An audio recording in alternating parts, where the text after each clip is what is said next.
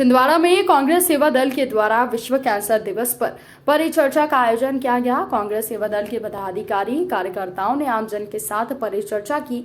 इसमें कैंसर जैसे घातक रोग अपने विचार रखे। कांग्रेस सेवा दल जिलाध्यक्ष सुरेश कपाली ने परिचर्चा में कहा कि वर्तमान समय में पूरा विश्व कोविड-19 के इस खतरनाक वायरस से पिछले 2 सालों से जूझ रहा है। बढ़ते प्रदूषण, बदलते पर्यावरण के कारण आए दिन तरह तरह की बीमारियों से लोग ग्रसित हो रहे हैं।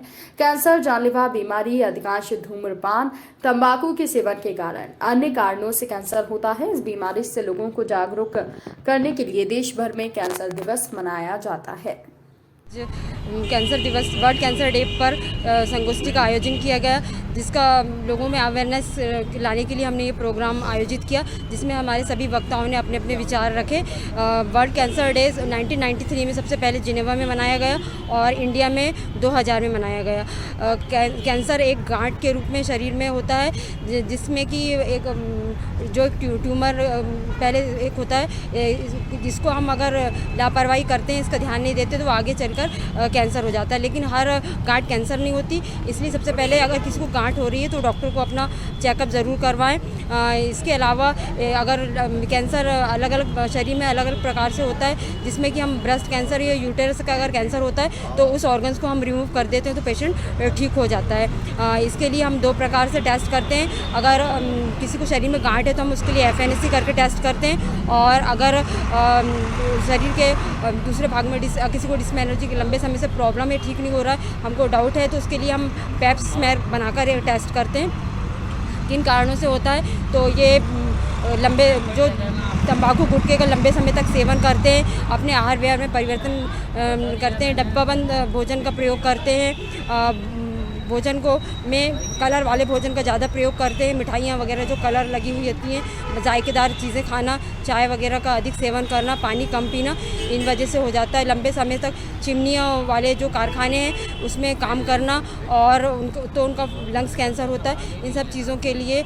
सावधानी बरतने की ज़रूरत है जब भी ऐसा काम कर रहे हैं तो, और सावधानी में ही बचाओ। आज कांग्रेस सेवा दल के तत्वाधान में पूरे देश भर में, पूरे विश्व में विश्व कैंसर दिवस मनाया जा रहा है।